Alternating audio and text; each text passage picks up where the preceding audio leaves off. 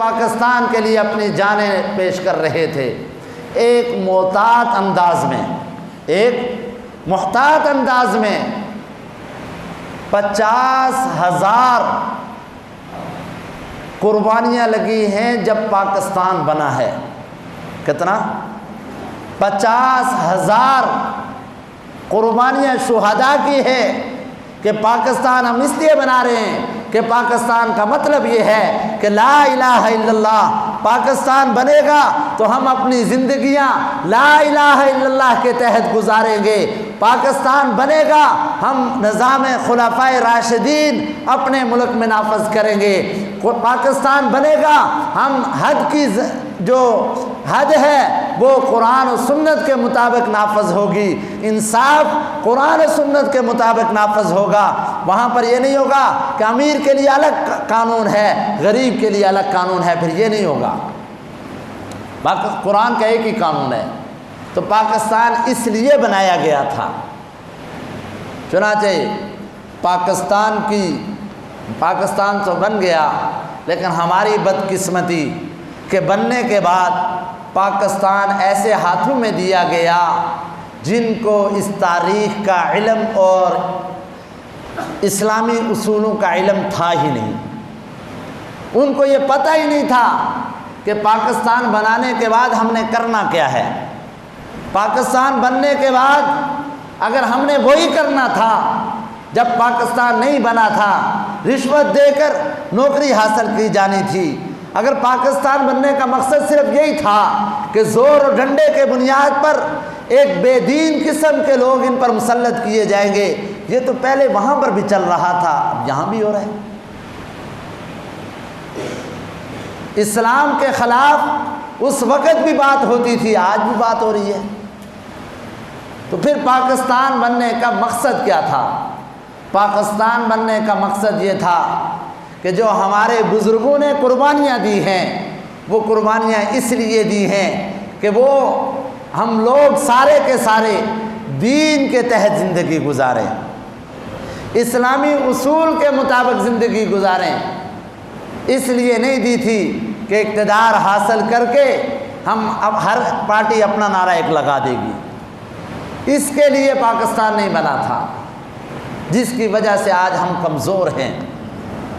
پاکستان بنا، تعلیمی بجٹ رکھا گیا، دنیاوی تعلیم کا بجٹ رکھا گیا اور دفاعی بجٹ رکھا گیا۔ یہ دونوں بجٹ، جس میں دفاعی بجٹ وہ تعلیمی بجٹ سے کچھ زیادہ تھا اور اس کی ضرورت بھی ہر دور میں ہوتی ہے، لیکن تعلیمی بجٹ جن لوگوں کے ہاتھ میں آیا انہوں نے تعلیم کا یہ بیڑا غرق کیا کہ اس وقت ملک پاکستان دنیاوی تعلیم کے اعتبار سے 136ویں نمبر پر کھڑا ہے۔ کتنے نمبر پہ؟ 136ویں نمبر پہ کھڑا ہے۔ اب یہ ہمارا سوال اسکول کے ٹیچروں سے ہے، اب یہ ہمارا سوال بنتا ہے اسکول کے ہیڈ ماسٹروں سے کہ تم ہمارا ٹیکس کی تنخواہ لے کر تم بچوں کو پڑھاتے کیوں صحیح نہیں ہو، بچوں کو صحیح بات بتاتے کیوں نہیں ہو۔ پھر ہمارا ان اداروں سے سوال بنتا ہے کہ جو رشوت لے کر ان کی تقرریاں کرتے ہیں۔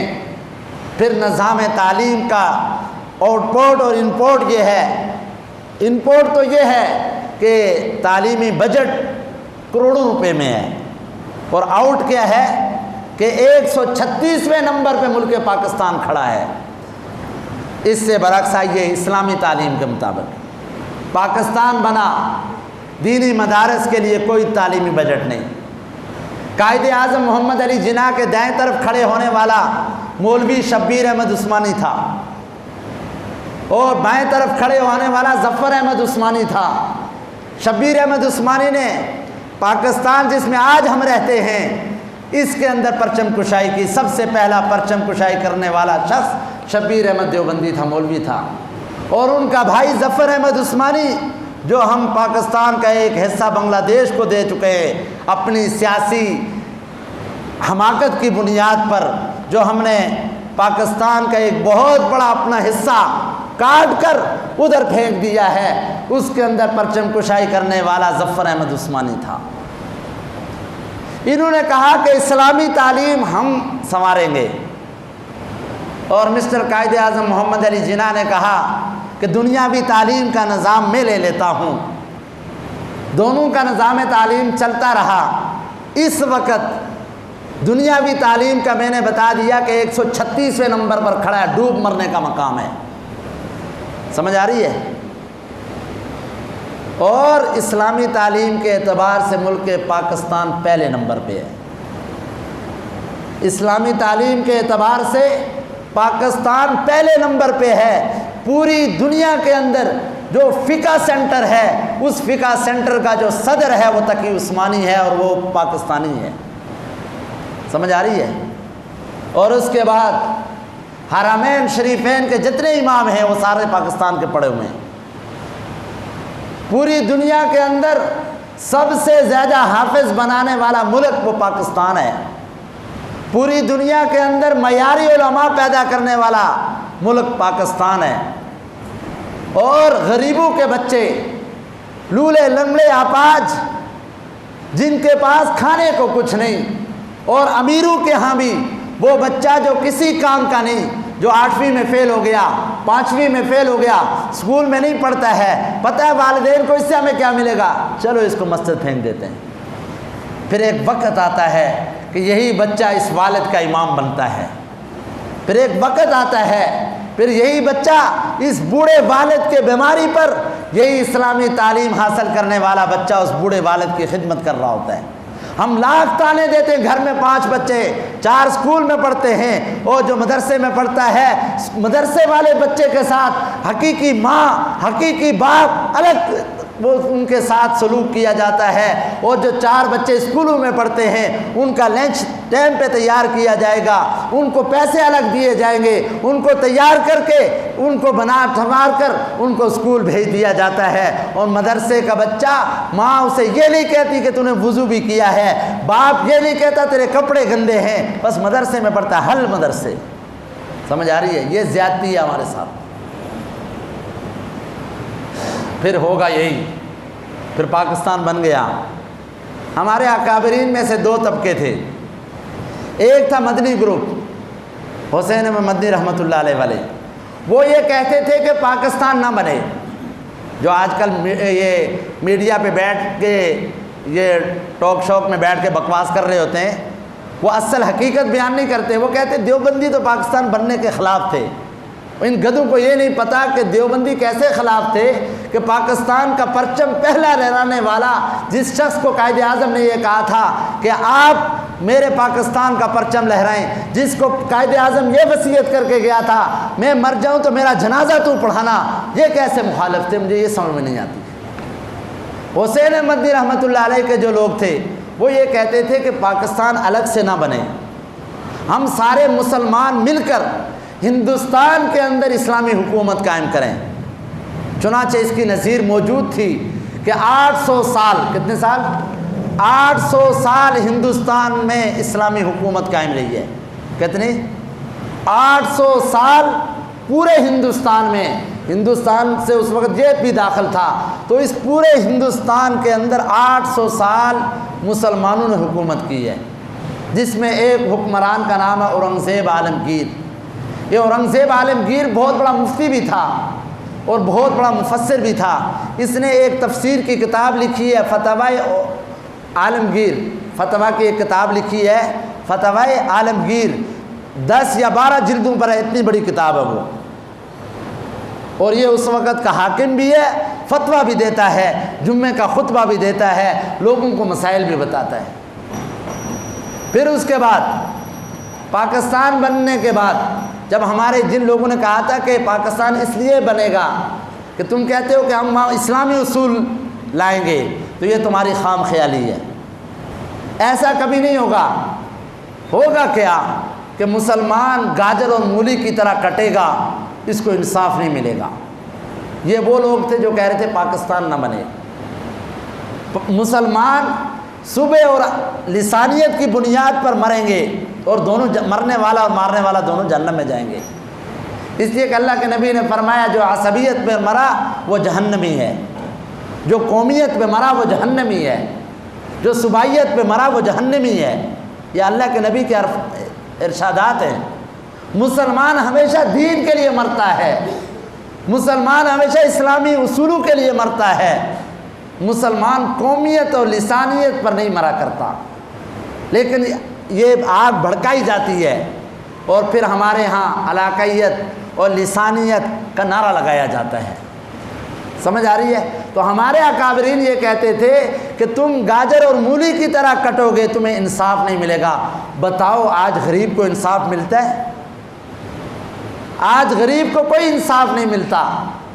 غریب، یہ ہمارے ماروی گوڑ چوک کے اندر ایک بچے کے ساتھ ریپ ہوا، قتل ہوا، کیا اس کو انصاف ملا آج تک؟ اس لیے کہ اس کی ماں بھی غریب ہے، اس کا باپ بھی غریب ہے، پورا خاندان غریب ہے۔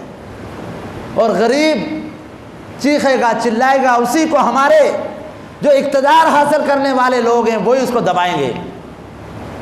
تو آج یہ ہو رہا ہے، اور امیر کہیں مر جائے پوری دنیا کی خبر بن جاتی ہے اور پوری دنیا اس کے لیے حرکت میں آ جاتی ہے۔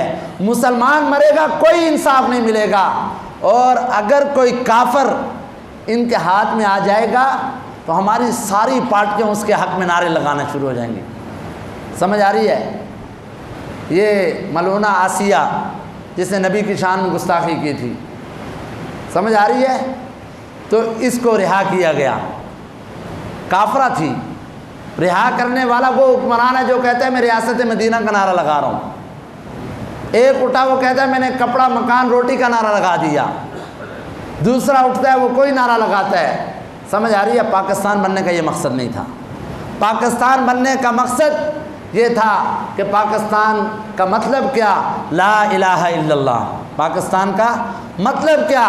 لا الہ الا اللہ۔ یہ پاکستان بننے کا مقصد تھا، نہ کہ اس کے اوپر اب جو 14 اگست آ رہی ہے، اس 14 اگست میں نے شروع میں حدیث پڑھی کہ الحیاء شعبۃ من الایمان، کہ حیا ایمان میں سے ایک شعبہ ہے۔ اللہ کے نبی نے فرمایا الحیاء شعبۃ من الایمان، حیا جو ہے وہ ایمان کا ایک شعبہ ہے۔ دوسرے موقع پر فرمایا اذا فاتک الحیاء فافعل ما شئت، جب حیا فوت ہو جائے پھر جو چاہو کرو، پھر جو چاہو کرو۔ اب 14 اگست آ رہی ہے، ہمارے بزرگوں نے قربانیاں دی۔ میں نے بتایا کہ محتاط انداز میں 50,000 ہمارے بزرگوں نے شہادت نوش کی، اور 80,000 کتنے؟ 80,000 ہماری ماں بہن بیٹی، وہ کوئی بیوہ ہوئی، کسی کے ساتھ ریپ کیا گیا، کسی کو برہنہ کر کے ان کے ساتھ زنا کیا گیا، اور کسی کو سمندروں میں پانی میں پھینکا گیا، کسی کے ساتھ کیا ہوا۔ یہ اس کا محتاط انداز یہ ہے کہ 80,000 کے لگ بھگ ایسی ہماری مائیں بہنیں بیٹیاں ہیں جو ان درندوں کی نظر ہوئی، کوئی بیوہ بنی، کوئی ریپ کے نظر ہو گئی، کوئی قتل بے حرمتی کے نظر ہو گئی۔ تو یہ ساری قربانیاں انہوں نے اس لیے دی تھی کہ پاکستان بنے گا اور ہمارے مسلمان وہاں پر نظام خلافت راشدہ اور رشوت کا نظام ختم کریں گے، وہاں چوری کا نظام ختم ہوگا، وہاں سود کا نظام ختم ہوگا، وہاں اسلام کے تحت ہم زندگی گزاریں گے۔ لیکن ہوتا کیا ہے؟ 14 اگست آ رہی ہے، سارے ہمارے لوگ ننگے ہو کے روڈوں پہ ناچنا شروع ہو جائیں گے۔ یہ خوشی ہے؟ یہ کون سی خوشی ہے کہ تم کنجر بن جاؤ؟ خوشی یہ ہے کہ 14 اگست ہے، آؤ مسجد میں 2 رکعت نفل پڑھو، صلاۃ الشکر، کہ اللہ تیرا شکر ہے کہ تو نے ہمیں پاکستان دیا ہے۔ اور اس میں کوئی شک نہیں کہ پاکستان ایک بہت بڑی نعمت ہے ہم سب کے لیے، لیکن خدا را ہم اس کی قدر کریں۔ ہم سب میں جو بچے پڑھ رہے اسکولوں میں یا مدرسوں میں، محنت کر کے پڑھیں اور اپنے پاکستان کو سدھارنے کی کوشش کریں، اس کو رشوت سے بچائیں، جھوٹے نعرے کی آ کر اپنی پارٹیوں کے جھوٹا ساتھ دینے کی کوشش نہ کریں۔ سمجھ آ رہی ہے؟ سارے مکار اور عیار ہیں، کوئی بھی دین کے لیے اور پاکستان کے غریب کے لیے کوئی بھی قربانی نہیں دے رہا، سب جھوٹا فراڈ ہے۔ ورنہ تو ہمارے بلوچستان میں سیلاب آیا ہے، خدا کی قسم، وہاں ادارہ بیت السلام والے پہنچے، وہاں پر فوز الفلاح فاؤنڈیشن والے پہنچے، وہاں پر غیث ویلفیئر اینڈ ایجوکیشن ٹرسٹ والے پہنچے، سارے یہ مولوی لوگ ہیں جو وہاں پر کوئی ٹینٹ لے کر کھانا لے کر وہاں پر پہنچا ہے، اور ہمارے حکمرانوں کو سوائے نعروں کے اور سوائے جلسوں کے، سوائے لڑکیاں نچانے کے اور کوئی نہیں ہے، سب کو اپنے اقتدار کی ہوس پڑی ہوئی ہے، اور ہمارے ان مظلوم بہن بھائیوں اور جو بیچارے اپنے سارے گھرانے کے ساتھ تباہ ہو گئے ہیں، بے یار و مددگار کھلے آسمان تلے بیٹھے ہیں، ہم میں سے کسی کو ان کی داد رسی سننے کا موقع ہی نہیں مل رہا۔